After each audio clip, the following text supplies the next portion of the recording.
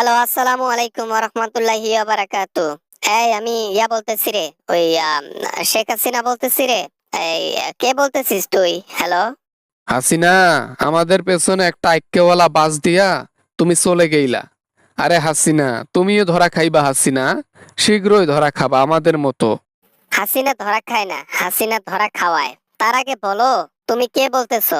হঠাৎ করে আমাকে ফোন করে এসব কি বলতেছো রে তুমি? কে তুমি? পরিচয় দাও।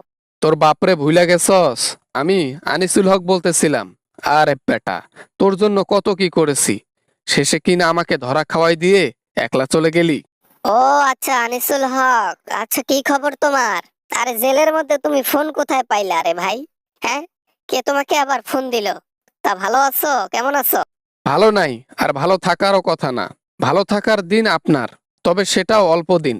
আপনিও ধরা কাটতে চলেছেন। আপনার সুখের দিন শেষ, পতনের দিন শুরু। আরে আনিসুল হক, তুমি মনে হয় ভুলে গেছো আমি ইন্ডিয়াতে আছি। আর ইন্ডিয়া থেকে নিয়ে যাওয়া অসম্ভব। ঠিক আছে, মোদির কাছে আছি। বুঝো নাই? ওই মোদির কাছে তুমি কতদিন থাকবা হাসিনা? তোমার দিন শেষ হতে চলেছে। আমাদের শাস্তি ছোট মোটো শাস্তি, তোমার শাস্তি হবে খুব কড়া। হ্যাঁ, আমি মানি আমি একজন অপরাধী। আমি বাংলাদেশের মধ্যে অনেক খারাপ কাজ করে এসেছি, যেটার মূল্য আমাকে একদিন দিতে হবে। তবে আমাকে কেউ তো ধরতে পারবে না, ছুতে পারবে না। সময় হইলে ধরতেও পারবে, সময় হলে ছুঁইতেও পারবে। সমস্যা নাই, টেনশন করিয়েন না। যে ধোকাটা আপনি আমাদেরকে দিয়েছেন, একদিন এই ধোকাটা আপনি নিজেই খাবেন। রাজনীতির মধ্যে কারো উপর মায়া করতে নাই, দয়া করতে নাই। রাজনীতি স্বার্থের দুনিয়া। যত স্বার্থপর হবা তত উপরে চলে যাবা। একলা একলা চলে গেলেন। 16 বছরের সম্পর্ক, কত দুর্নীতি একসাথে করা, কত কি একসাথে করা। আপনার এমন কোনো কিছু জানি না, এমন কিছু করছেন যেটা আমি জানি না, সবই জানি। আমি নিজে গণভবনের মধ্যে যখন ছিলাম, ভাত রান্না করছি, তরকারি রান্না করছি। নিজে যে খাবো, খাওয়ার সময় পর্যন্ত পাই নাই। জনগণ অ্যাটাক করছে। জনগণ তো অ্যাটাক করবেই। জনগণের উপর গুলি চালালেন, জনগণের উপর আরো কত অত্যাচার করলেন। তা জনগণ বসে থাকবে বাংলাদেশের মধ্যে 16 জুলাই? জুলাই মাসের কথা আর মনে করাইয়া দিও না।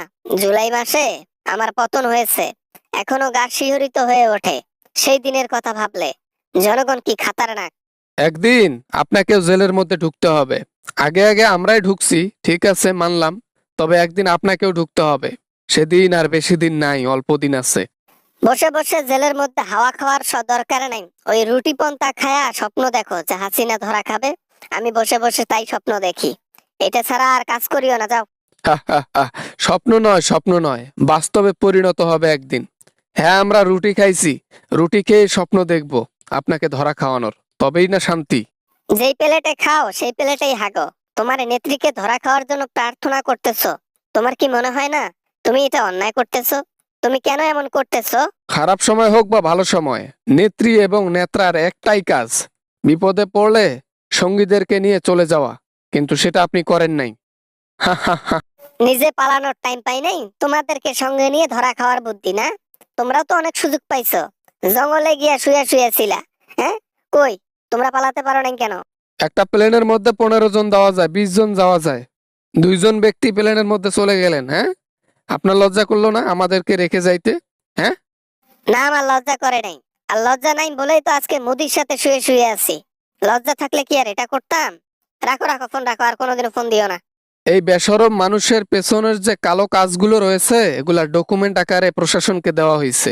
আপনাকে শীঘ্রই ইন্টারপোল ধরবে, ইনশাল্লাহ, দোয়া রইল।